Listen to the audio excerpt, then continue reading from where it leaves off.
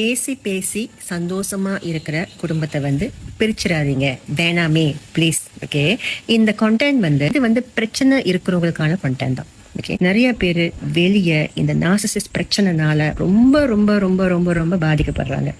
தண்ணியை இழந்து அவங்கனால அவங்க வந்த சோல் பர்பஸை பெர்ஃபார்ம் பண்ண முடியாம, ரிலேஷன்ஷிப் பர்பஸ் அது கிடையாது. ரிலேஷன்ஷிப் பர்பஸ் என்னன்னாக்கா அந்த அந்த அந்த டீப்பா ஒரு விஷயத்தை பார்த்து என்ன நம்ம லேர்ன் பண்ண முடியும், என்ன நம்ம சரி பண்ண முடியும், என்ன லெசனுக்காக நம்ம வந்திருக்கோம், அதுதான். இங்க என்னதான் அடிப்பட்டாலும் என்னதான் நான் உதப்பட்டாலும் என் குடும்பத்தோட நான் வாழ்றதுதான் மரியாதைன்னு நினைக்கிறது நம்ம ஸ்பிரிச்சுவல் பாத்துல இருந்து கடவுள்கிட்ட இருந்து தள்ளி நிக்கிறோம்னு அர்த்தம். கடவுள்கிட்ட இருந்து தள்ளி நிக்கிறோம். பிகாஸ் எப்ப நீங்க உங்களை இழக்கிறீங்களோ அந்த நிமிஷத்துல கடவுள் உங்க கூட இருக்க மாட்டார். ஓகே, அவங்க என்னதான் உங்ககிட்ட பேச வந்தாலும் உங்க காதுல கேட்காது. உங்க குடும்பத்துல பிரச்சனை இல்லைன்னா, நீங்க சந்தோஷமா இருக்கீங்கன்னா, இது உங்களை த்ரீகர் பண்ணியிருக்காது. இந்த விஷயம் உங்களை த்ரீகர் பண்ணிருக்குன்னா உள்ளுக்கு இருக்கிற ஏதோ ஒரு ஃபியர் தான் உங்களை த்ரீகர் பண்ணிருக்கு.